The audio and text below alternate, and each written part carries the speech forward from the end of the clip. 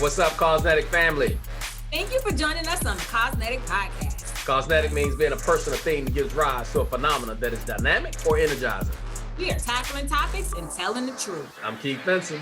And I'm Rodrigo Ross. So today we have Miss Helene Weir, and this topic today is about It's a Small World. I don't think I've met anyone in the Y, been in the Y for a little while, but you're probably the first person that I've known that kind of led organizations on both sides in Canada as well as in the United States. Like, how did you get like that?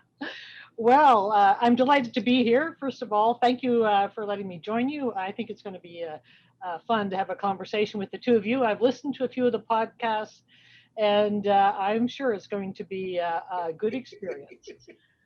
But how did it happen? Well, I've been with the YMCA for a long time, like many other people who've ended up in the CEO roles. Didn't start out thinking I would do that, but different opportunities presented themselves over time. And, within our Y family, if you want to move up, sometimes you have to move out, move sideways, go elsewhere. And it's not that common that people move across the border from Canada to the US or vice versa. But at a certain point in my career, I wanted to be moving up, and my boss wouldn't get out of the way. And he was a great boss. He's a fabulous guy. But he was 10 years from retirement, and I knew he wasn't going to be moving for another opportunity. And I thought, yikes, I've been here in this particular Y, that was my second association. I had been there at that point for about 13 years. And I was worried that by the time he left, I would be kind of old news. And by that time, the board might feel that they wanted some fresh blood, fresh perspective. So I decided to take a chance and go out into the big world and get some other experience and take my chances when he did retire. How cool. Wow. That ability to just pick up and move from place to place, that takes a level of fearlessness, right? And so here you are in Detroit, and Detroit as a place has gone through so many different transformations and so many different changes, and the demographics are shifting. How is that stretching you? How are you leading different in Detroit as opposed to when you were in Connecticut or in Arizona or even in Canada? Well, it's interesting too. Crossing the border isn't that easy as well, because there are, you have to have visas and green cards and all of that. So it's not as easy as just simply moving around within the country. But what's really ironic now is where I am in my office at this moment, I'm 10 minutes from Canada. So I'm the closest to Canada that I've been on my various times I've worked in places in the US. I just have to get in my car, go under the river, a little tunnel under the river, and I'd be in Canada, across the border, except now during the pandemic, I cannot cross the border. But Detroit wasn't somewhere that I knew much about. I didn't really anticipate that I would be coming to the Midwest. And I didn't really know a lot about Detroit than what you might see in the media, just as a person who likes to follow the news. But Detroit's a pretty amazing place. I've been here for a little over 2 years. It's a fascinating community. And it's interesting coming to another community at a certain point in your career, because when you're young, you just pick up and move and don't think too much about it.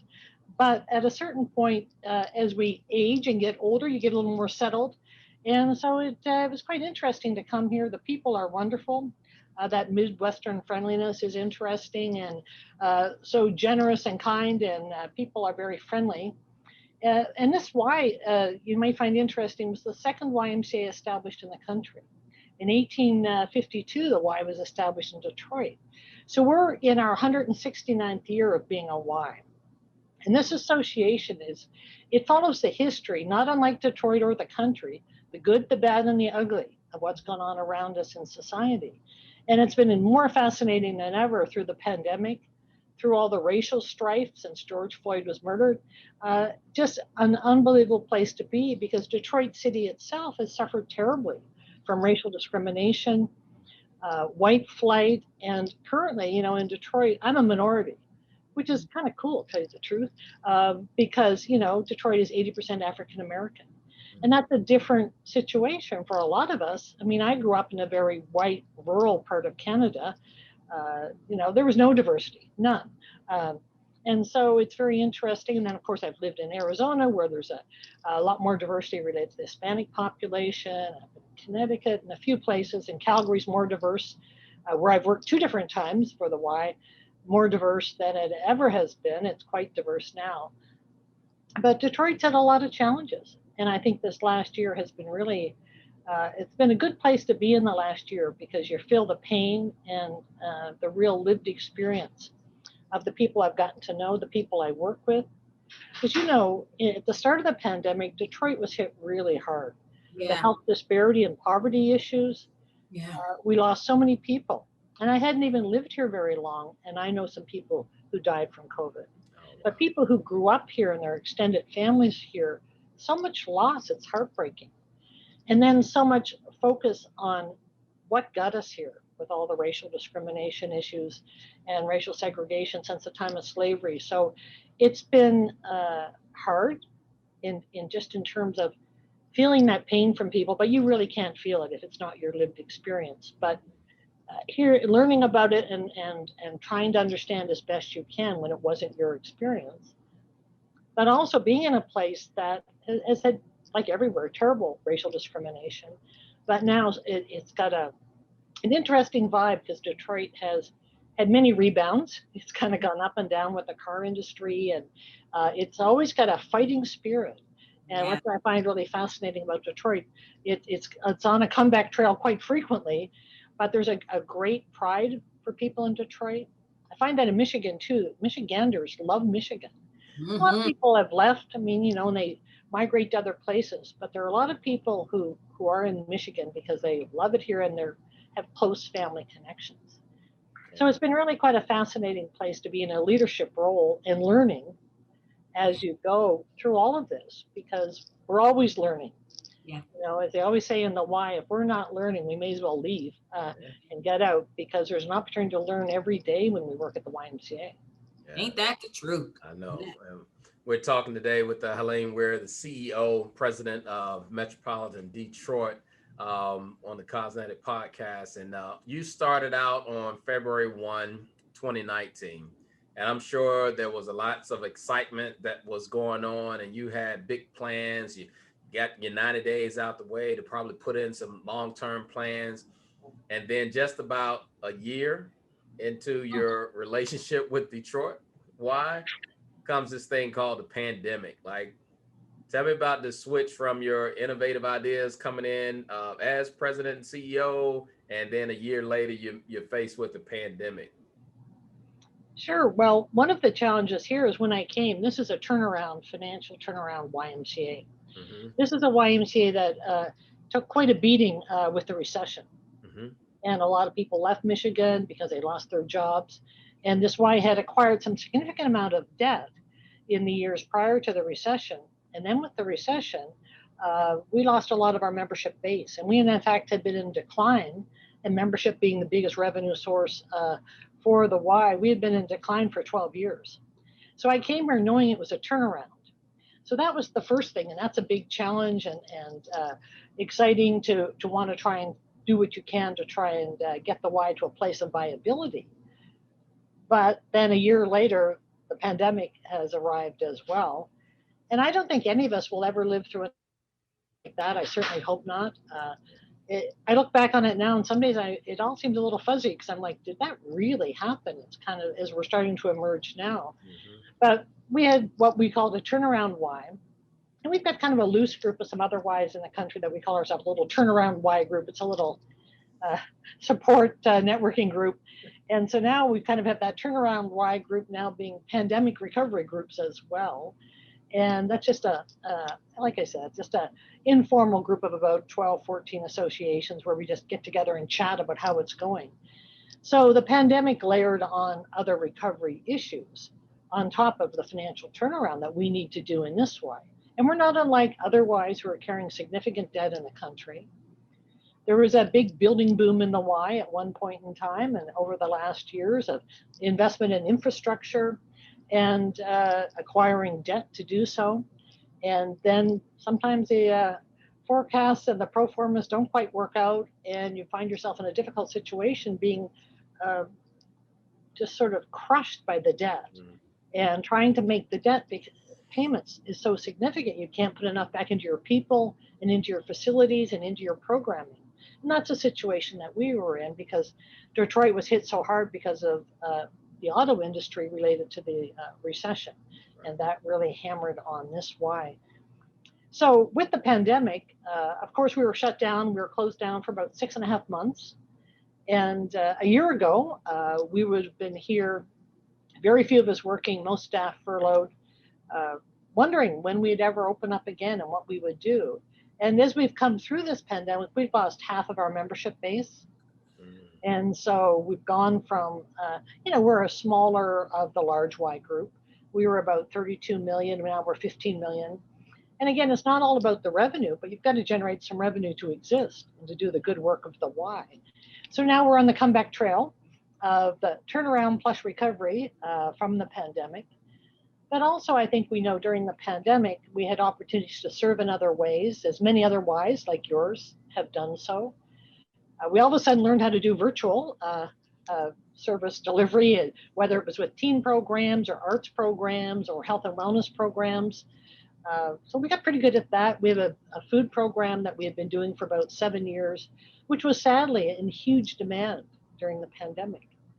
And it'd break your heart because I worked in the kitchen a few days and I realized I don't even know what hard work is because our staff who work in the kitchen preparing that food, they're doing real work.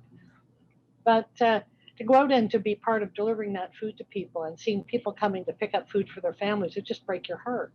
And so many Ys rose to that occasion across the country to help with just basics of food or social isolation, all of those things. But I think now is a chance for us to come out of this. I think for all of us in the Y, it's a little sort of a time to hit the reset button.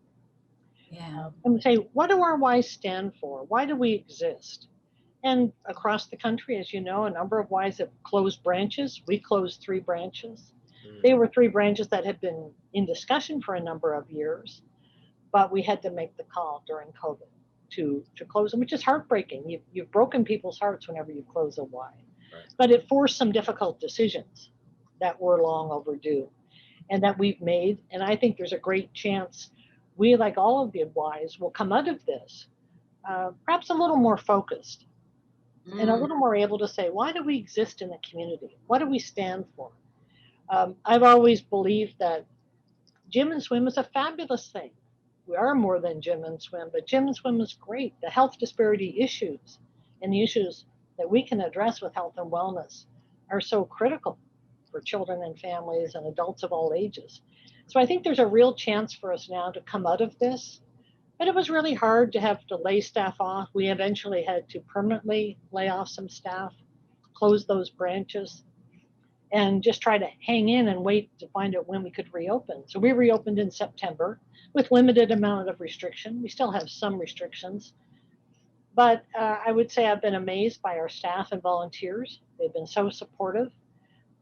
Everybody putting the Y at the top of the list of their focus to really make sure that we're doing everything we could for our participants and members and for our communities. Awesome. But the other big thing that came out of this, we started just before the pandemic to form our very first Diversity, Inclusion, Equity, and Global Committee. So we started a staff committee February before the pandemic started. We had our first meeting because this was a Y, even though we're in Detroit itself, as I said, primarily African-American community, but there was a lot of white flight out of Detroit in the 60s. So there, some of the areas around us aren't as diverse. Some are a little more diverse. So we said, we need to get on with some focus on how we show up in the community on diversity and inclusion. And so we get the committee started. We have a great, exciting group, passionate group of young people, mostly young, and a few of us older people on this committee. And then the pandemic shut us down. So we kind of went on hiatus for a brief while, but in the summer again, we started up. And I'm so excited now because we have got a committee that is just doing some amazing things. We just created our very first ever full-time position that is going to work diversity, inclusion, equity, and global. Yeah. And so one of our staff who's been with us for 7 years, working primarily in membership branches, Ariel, she has started, And she's the one, Rodrigo, who I will have in touch with you because I think you would be a great person to compare notes with. So it's an executive director level position, but it's a start. It's a big start for us, and she's amazing. She is going to lead us to great things, and we're really looking forward to as we're able to get out into the community, because we've been on a lot of restrictions, and even before the pandemic, this is why I didn't have a high community profile. We weren't out telling people about all the great things we were doing. So we're raising our profile during the pandemic, and we're really excited now that we can actually go out into public meetings and that sort of things to get in the community and talk about what's going on and be part of trying to address some of the challenges. We certainly don't have all the answers, but we want to be part of the conversation. So we're really excited. So that's one of the most exciting things for me that came out of the pandemic is our dig work has become very focused, and sky's the limit. There's lots of great things that can happen, great resources around us in the community and in the YMCA. Yep. You know, I'm excited about that. I'm definitely partial to that idea. Well, I would expect so. I would expect you would be. Super excited. So tell me, having been able to, and this may seem a little weird, but I just got to know, having been able to live in so many different cities and in 2 different countries, which place has the best food? Well, you know, I'd have to say I've not been disappointed in any meal out in a restaurant in Detroit since I got here. Also, I haven't been out in many restaurants for a year, so I'm a little out of practice. That part. I will tell you, Detroit has an amazing quality restaurants. Everywhere has great restaurants, but I'm telling you, Detroit is a good Midwestern influence and a lot of sort of other influences with the different ethnicities around the area.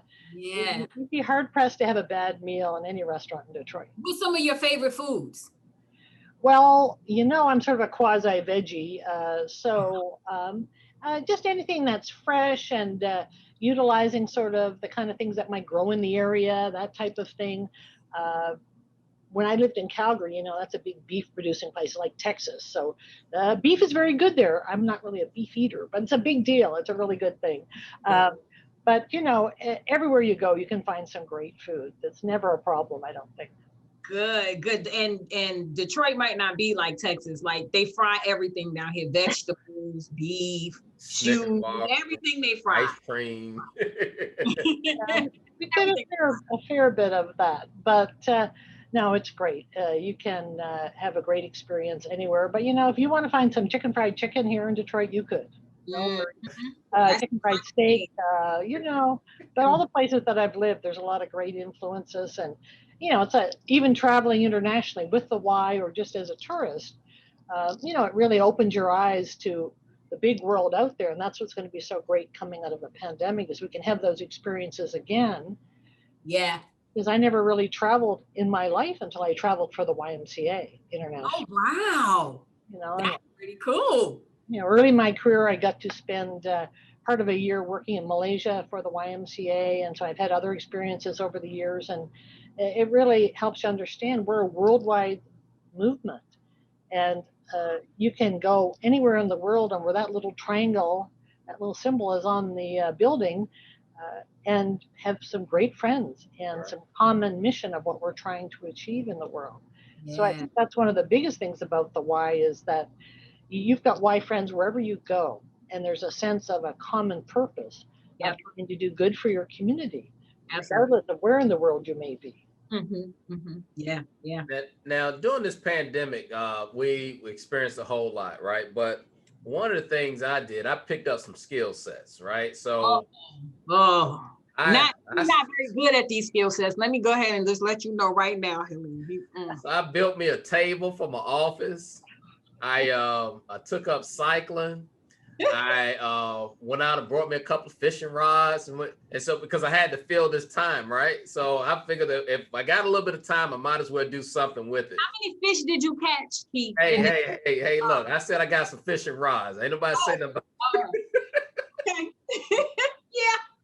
So what was those fun things that you had to fill that space, you know, during the time that we, you know, were kind of shut down and couldn't be as mobile?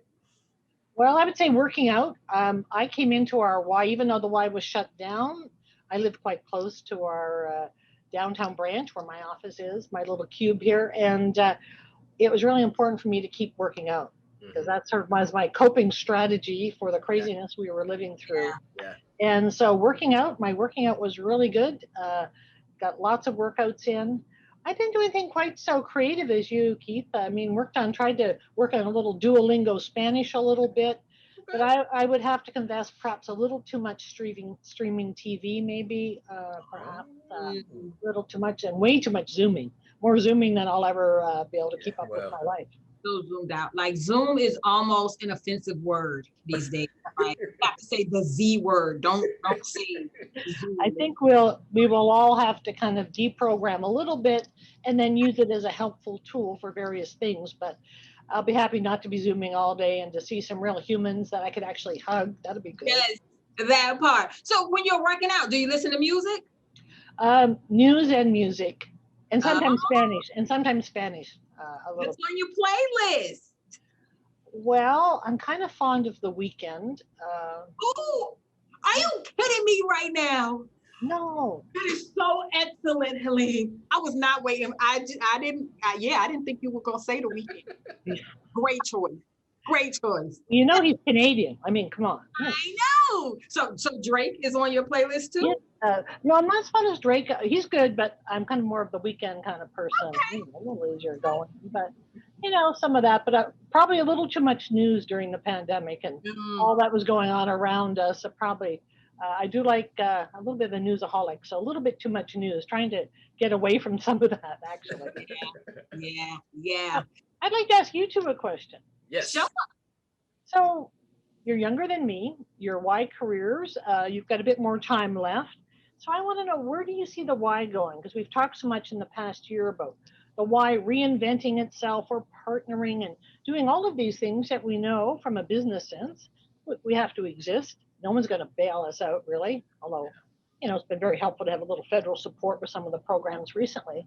But where do you see the Y going? When I'm retired and I'm working on my golf game, you know, what are you going to be telling me that the Y stands for and that it's important that we do in our communities?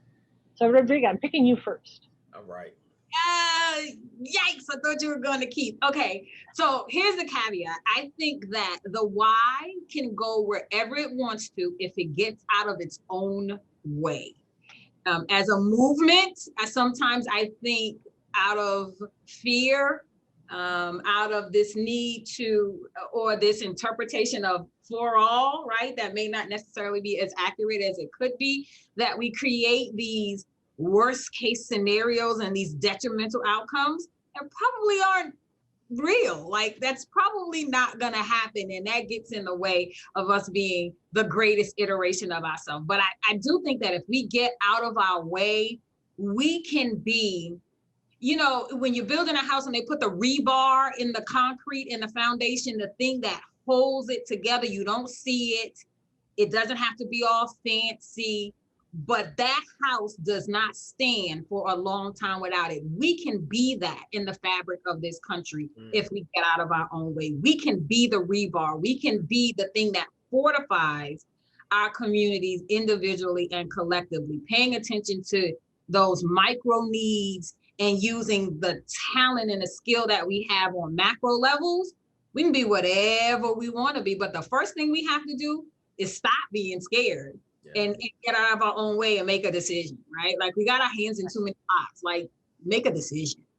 And then attach ourselves to a cause. And so we do a whole lot of things, Mhm. but what's going on right now, everybody's trying to build back up the membership. And yes, that's a core part of what we do.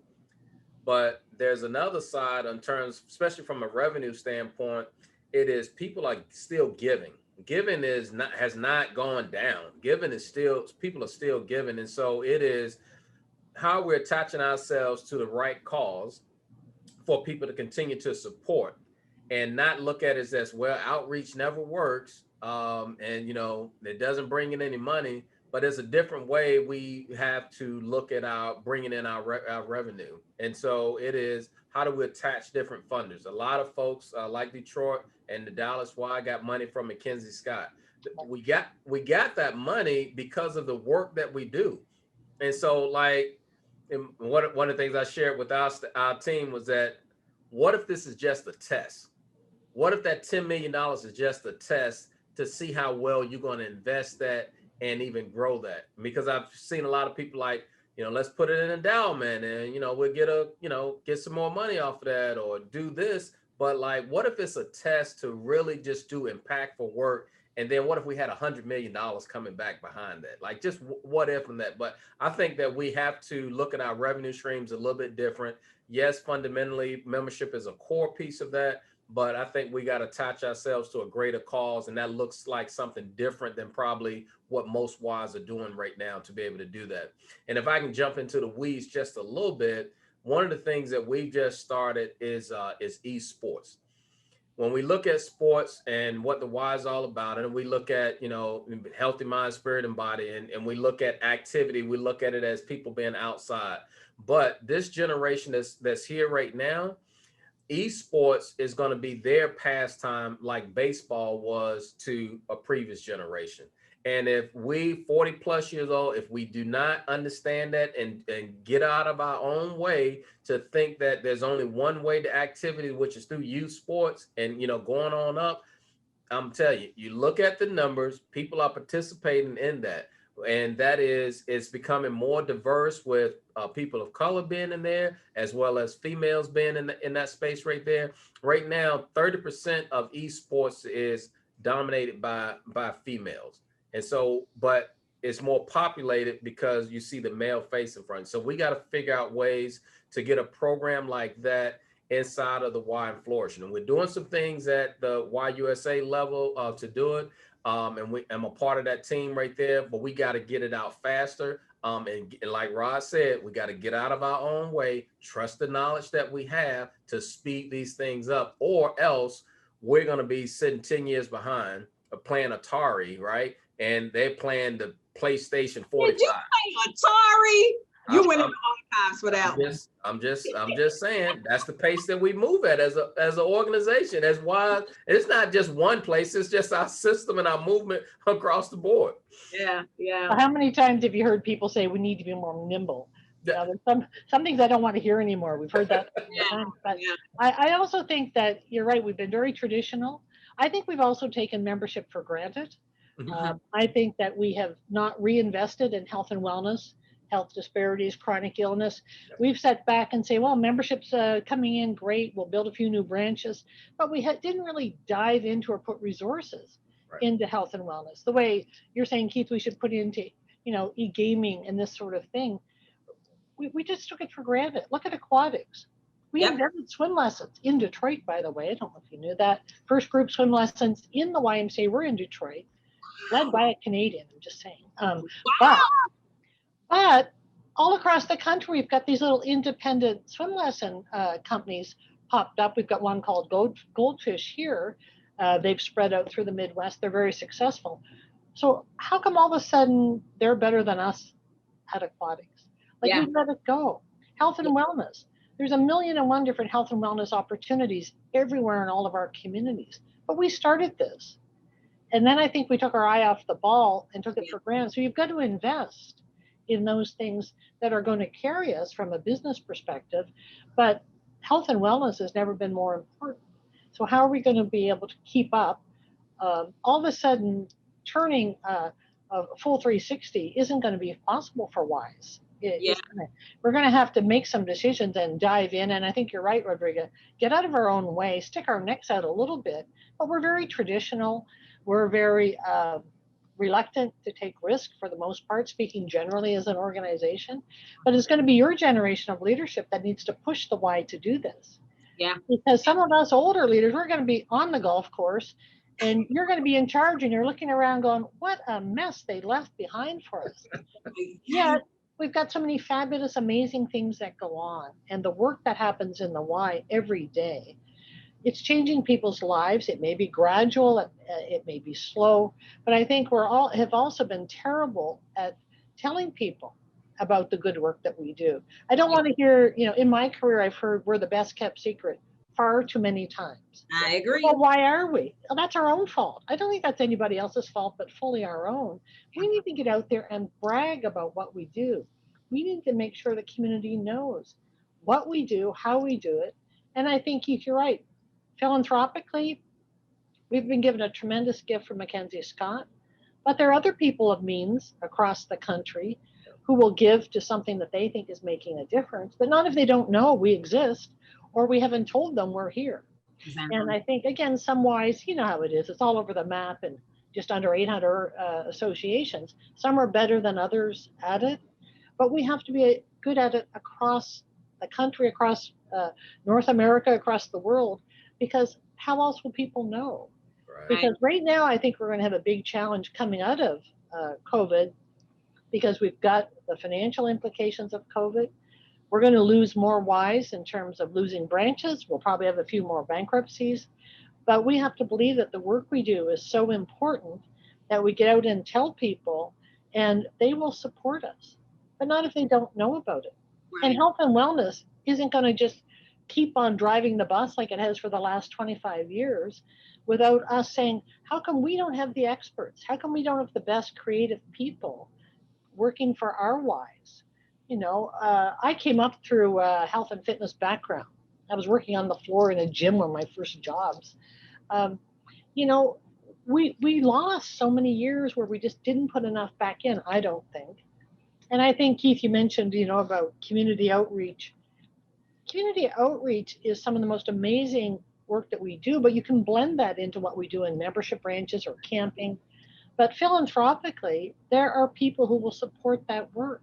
That Yes. work changes people's lives. Yep. So it has to be part of the package. And maybe we don't do everything under the sun, but pick a few key things and say, what are the key impact areas that we can really make a difference on and that the community needs? Because there's no point if there's not a need in the community. And we can't do it all. We can't. And we keep it as our superpower, our secret superpower is this ability to transform stuff. If the Y is working in its sweet spot, it is not transactional, it is transformational. But then we don't tell anybody about we keep it secret, right? Like we can talk about what we do where people are making these surface level comparisons to other health clubs or other swimming, but they don't, that's because they don't understand the transformational impact. And that's that rebar in there that they don't get to see, but it's holding it all together. And you're right. We just really, can we toot our own horns just a little bit? A lot, because those relationships that are built at the Y throughout whatever program or activity or whatever people are doing here, you can't do that in very many places. Right. We're talking a lot about safe spaces in the Y these days. There aren't that many places in the community where people of varying backgrounds and interests and orientations can come together. Yeah. But the Y is still that one place. Where else are you going to go and have that experience? Mm-hmm. You really are very limited on where you can have that interaction with people who don't look like you and act like you and talk like you and have your life experience. Yep. So I think we've got some magic, or we wouldn't have existed since 1844 if there wasn't something special. And that's the one thing about the Y that I think is fascinating. If you enjoy history, we have morphed and changed.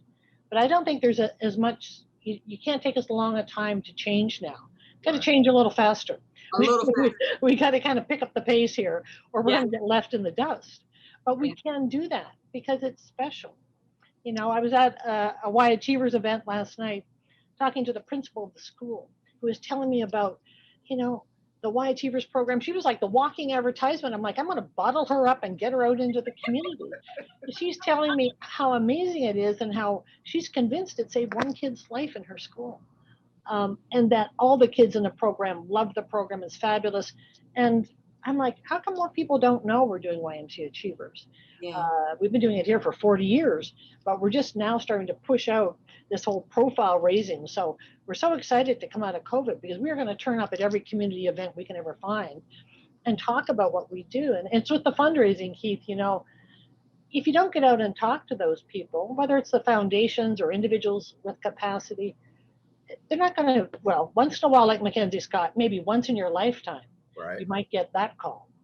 But for those of us who are so fortunate to receive that, it's a recognition of the need in those communities and of the good work of those wives. Yeah. We didn't apply where it's life-changing for us to receive that, but it is saying you're doing good work. Keep up the good work. Yeah. You have a lot of need in your community, but it doesn't happen. That's not normal. That's not the normal philanthropic process. Yeah. You know, you have to get out and work it, and you've got to be present, and you've got to show up in your community and listen. Yes. And let people tell us what they need. We don't have all the answers. You know, the worst thing about the why is when you get to be a CEO and all of a sudden you talk to each other and everybody thinks they know everything. Like we have all the best answers. We don't. We need to listen to our communities, I think. Yeah. Well, thank you, Helene Weir, President and CEO of the YMCA of Metropolitan Detroit, for listening and for doing the work and for getting out there and being excited for Detroit and taking a chance on Detroit and bringing all of your amazing skills and viewpoints and work. It's a small world. You brought the whole world and the world's wealth of skill sets right there to Detroit, and we are in there with you. Thank you so much for spending time with us today. Yes. Thank you for listening to Cosmetic. We are tackling topics and telling the truth. Subscribe and listen to us weekly. And don't be shy, give us a review. And as always, Be dynamic. be phenomenal. Be cosmetic.